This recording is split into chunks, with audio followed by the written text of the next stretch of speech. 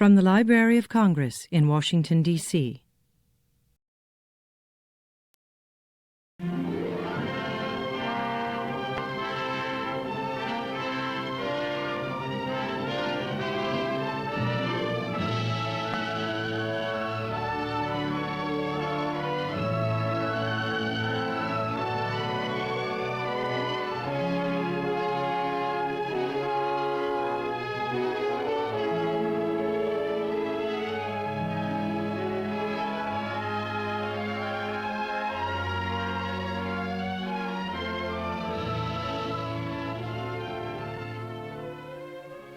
The signature of every century has been its skyline.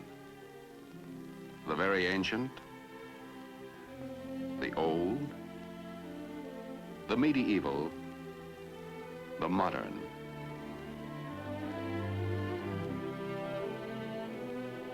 Imprints of man's never-ending path of progress, silhouetted against the ageless canvas of the sky. Our day, our times, our signature, our skyline. Metal fingers beckoning to the invisible, calling to sound the ear cannot hear and sight beyond the range of the unaided eye. Our era, the era of television.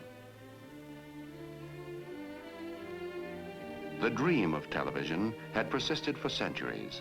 The human eye is a miraculous instrument, perceptive, sensitive, forever tuned to the pulsating wavelengths of light.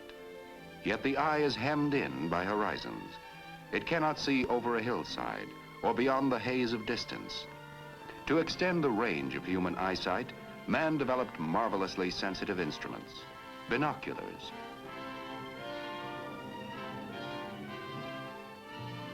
Giant telescopes to probe the furthest span of space.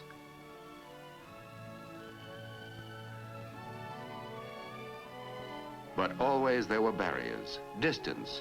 Could man fling pictures to the sky and gather them in at a distant point? It was a provoking challenge. And nowhere did the challenge provoke more unending experiment and research than at r.c.a. As far back as the 1920s, two men took up this challenge. They shared the irresistible dream of television. David Sarnoff, chairman of the board of r.c.a. Dr. Vladimir Zworykin, honorary vice president and technical consultant of r.c.a. Dr. Zworykin, every now and then I like to put the calendar back and remember another important occasion when you came to my office. You were a good salesman, and I was a good dreamer. We talked about broadcasting moving images by electronics. And I remember that I asked you what it would cost to develop an all-electronic television system. Do you recall your estimate? Of course I remember. I asked something like $100,000. Your estimate missed by quite a bit. It cost r.c.a. more than $50 million to create, develop, and introduce America's first all-electronic television system. And since that time, as you know, r.c.a. has spent another $70 million to pioneer and develop the compatible color television system. But how well that money was spent.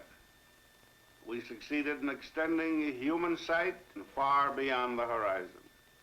Yes. This is wonderful thing about television. The extension of our sight. You are better acquainted with this progress, General, than anyone because of your participation and leadership in so many phases of television development. It was nearly 30 years ago when I came to your office with that tube, the first eye of television. Yes, I well remember it. Nearly 30 years ago. And what a great invention this tube has become. It certainly has fulfilled its destiny. Well, General, this is the grandfather of the pickup tube. Do you want to see the newest grandchild? Well, I'm all for grandchildren. Let's have a look at it. Well, here it is. Well, this certainly looks very interesting. What do you expect this grandchild to do? Well, that's what we call miniature Vidicon, and I hope eventually it will replace all the existing pickup tubes for all the purposes. Well, that's very interesting and certainly very promising, because what we need to do is to reduce the size and the cost of these components so that television, color television, both at the transmitting and the receiving end, may be within the reach of everyone. That is my hope.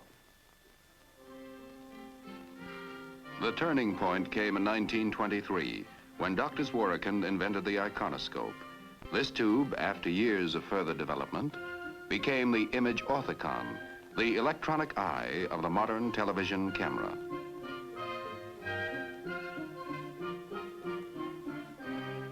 In 1929, Dr. Zworykin and his associates announced the first successful electronic kinescope, forerunner of today's television picture tube.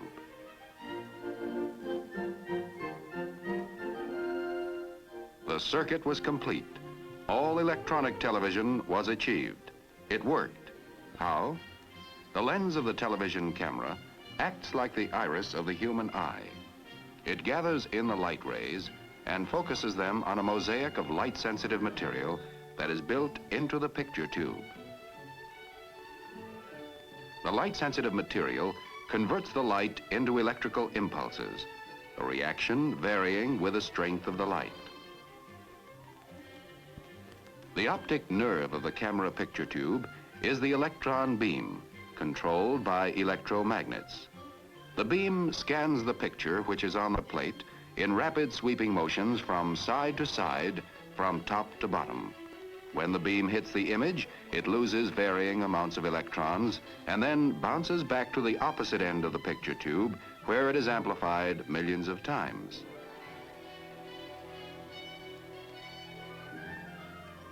It is led off to the transmitter in the form of electric current.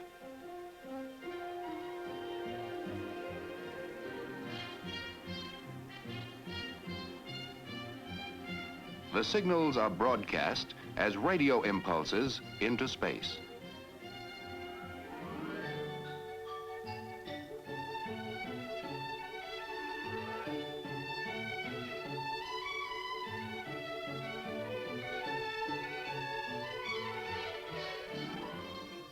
Heart of the receiving set is the kinescope. Here, the action is reversed. The stream of electrons, synchronized perfectly with those of the camera tube, literally paints the picture information on a chemically treated screen line by line. The glow is bright when the beam is strong, less bright when it is weak. Thus, the picture is reassembled. 1931.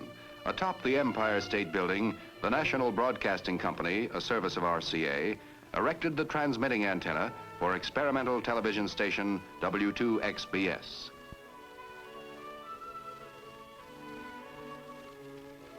Now, r.c.a.'s technicians and scientists tackled the next goal, improvement of picture quality. Hitherto, using a mechanical process, the best that could be transmitted was a crude signal of 60 scanning lines. r.c.a. turned to the new science of electronics, discarded the mechanical spinning disc, and soon doubled, tripled, then tripled again the scanning lines. Now television was really on its way. In 1937, television strode out of the studio with mobile vans developed by r.c.a. and NBC, versatile, self-sustaining. New eyes, new vision for the world. A man could sit at home, yet his eyes could scan the countryside. A bright new era dawning, a new dimension in communications. Distance reduced to microwaves. Walls, barriers, mountains erased. Television, the ultimate triumph in man's search for sight beyond the range of the human eye. 1939. Television is ready to make its official public debut. The setting could hardly be more perfect. The New York World's Fair. Its theme, the world of tomorrow. And the world of tomorrow became the world of today. The r.c.a. exhibit building, where on April 29, 1939, David Sarnoff stated, "We have added radio sight to sound." NBC cameras probed, explored, scrutinized. Viewers watching the 3,000 television sets then in New York saw the first president ever televised, Franklin D. Roosevelt, officially opening the world of tomorrow.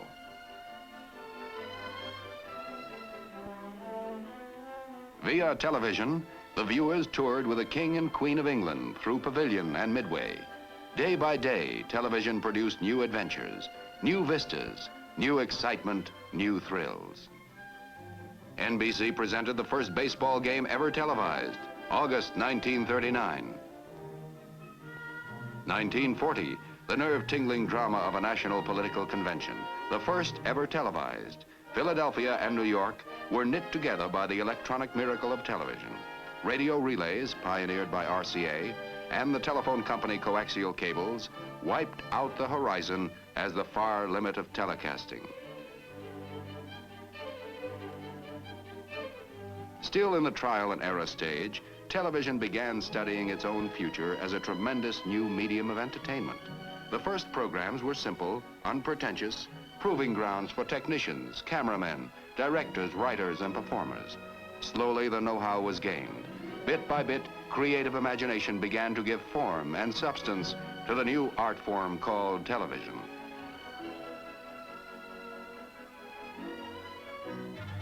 (1941), a fateful year, war, and the beginning of a 4-year blackout for commercial TV.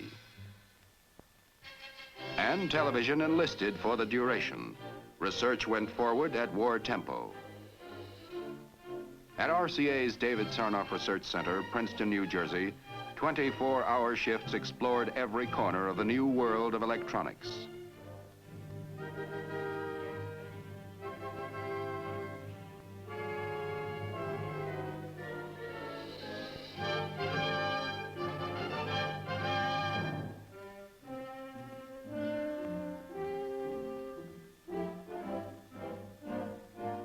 r.c.a. electronic scientists and engineers made important contributions to the development of radar,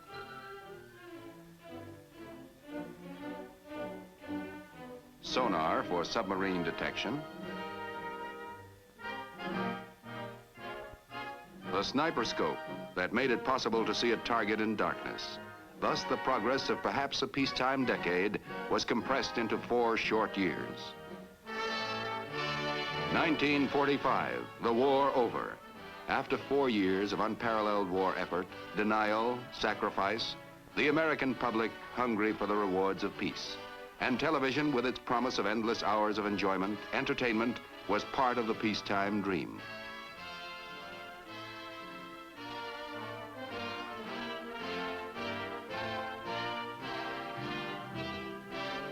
r.c.a., although by far the leading producer of television sets and television tubes, realized that the future health of the industry required the vital bloodline of competition. So, in a move without precedent in American industrial history, it opened its blueprints to licensed competitors. This was the shot in the arm the industry needed. Television came of age.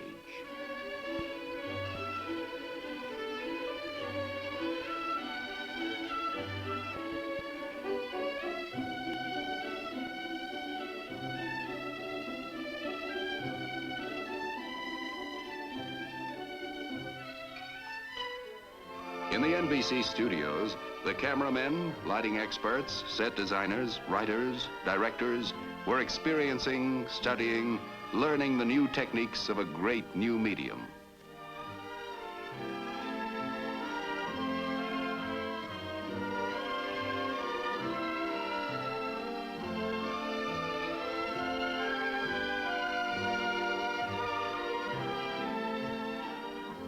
Programming was better, more varied, more entertaining.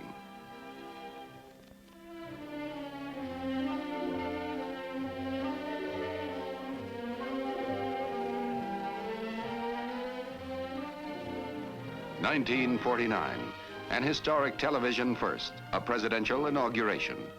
As Harry Truman took the oath, the event was carried over the 16-city NBC television network, extending from Washington north to Boston and west to St. Louis. Television was moving with giant strides. And in less than half a dozen years, a flip of a switch in master control could send the television image coast to coast.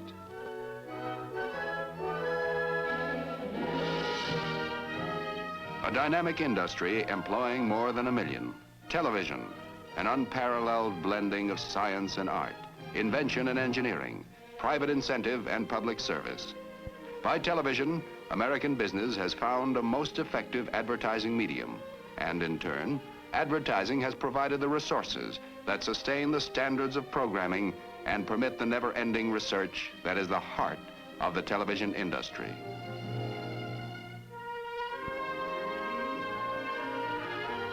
Television servicing alone has become a major industry, employing nearly 100,000 people.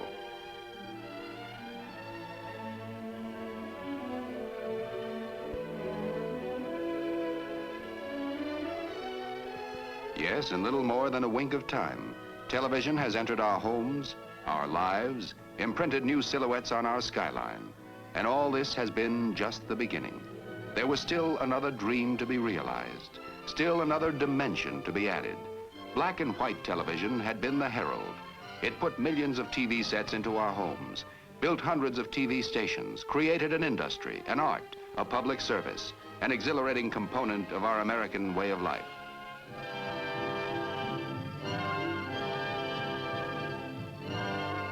It provided the foundation for the next giant step forward. Color.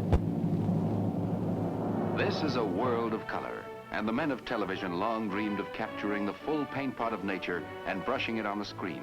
How could it be done? It was not an easy triumph, as General Sarnoff recalls. When we first began to think of television in the early 20s, we would have been content if only the rose could have been televised in black and white. That miracle had no sooner been achieved when the eye, sensitive to color, observed that the rose in monochrome lacked its true beauty, and the cry went up for color. Never had scientists been put under such pressure and demand. It has been my privilege and a fascinating experience to watch the scientists at work on color television.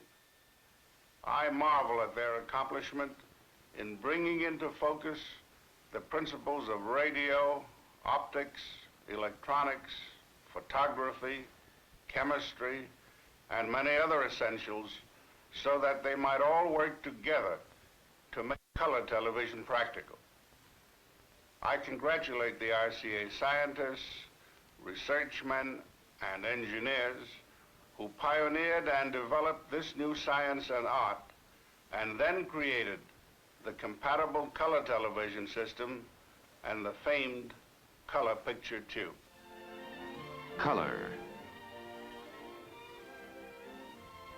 Color, the touchstone of reality, the vivid, pulsating miracle that gives substance to shadows. Beauty, grace, and enchantment to a picture. Problem: how to harness a stream of electrons for color. Early, General Sarnoff had set forth the fundamental goals for color television. First, it must be all electronic. Second, it must be completely compatible. These were the goals. The road was long, difficult, but it led to one of the historic inventions of our times, the r.c.a. tricolor television tube, the tube with the heart of a rainbow. The lens of the color television camera collects light rays in full color from the scene being televised. Within the camera, an ingenious system of mirrors breaks down the light rays into television's 3 primary colors, blue, green, and red. They are focused through the lens system to the special camera tubes provided for each primary color, and the primary color signals thus produced are simultaneously processed for transmission. By the miracle of compatibility, color programs can be seen on standard black and white sets without any change or adjustment.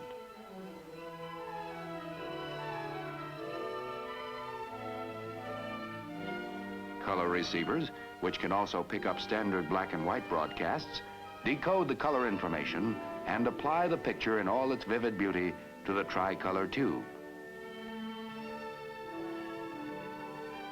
The world of color.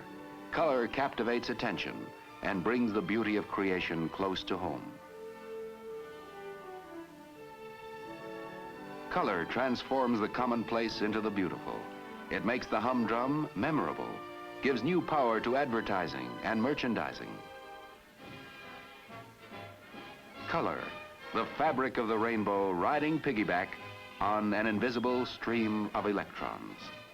The Tournament of Roses in Pasadena, California. Telecast in color by 21 stations of the NBC network in the first west to east transmission in color on New Year's Day, 1954.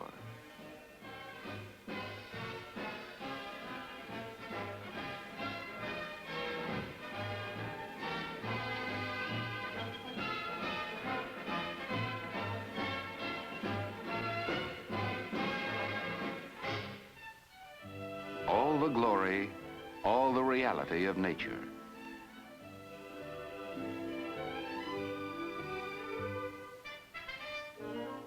With the added dimension of color, television programming probed new horizons. Once again, technicians and artists accepted the challenge. In an incredibly short time, they had devised the techniques to integrate color into television programming. An old word took on new color, new meaning. Spectacular, an adjective made over into a noun. Spectacular, the finest in television programming.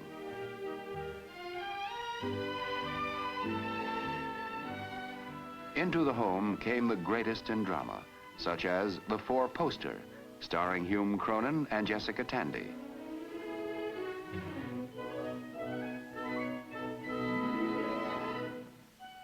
The list of spectaculars continues to grow to imposing proportions. An entirely new adventure and entertainment for the American public.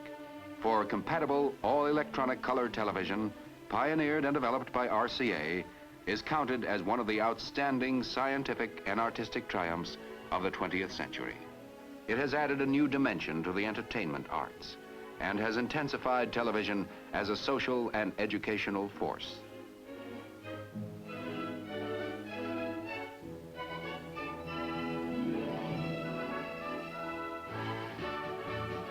Mobile units, in a coat of many colors, transmit outdoor color telecasts, adding new sparkle and new buoyancy to television coverage of great sporting events.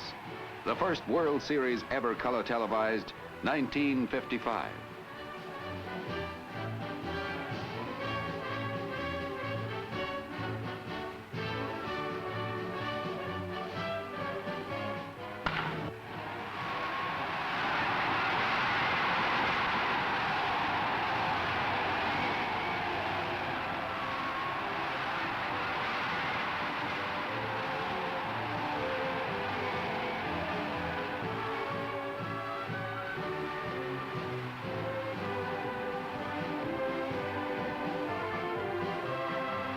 Another color television first, the Davis Cup matches, 1955.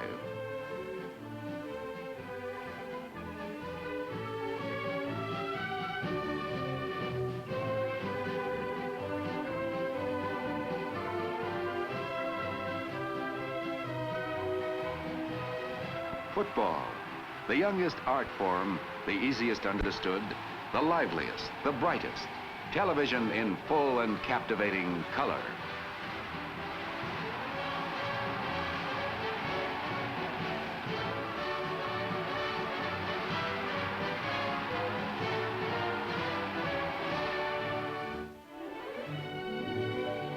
For I dipped into the future, far as human eye can see, saw the visions of the future and all the wonders that would be.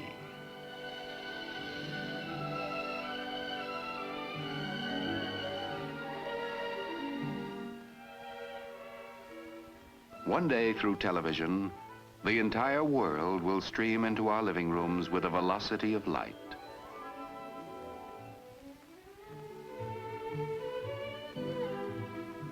Not too far beyond the horizons, international television, to span oceans, capture all the vivid beauty of far lands, bind people of all nations tight together by better understanding, better knowledge, through instantaneous communication of sight and sound.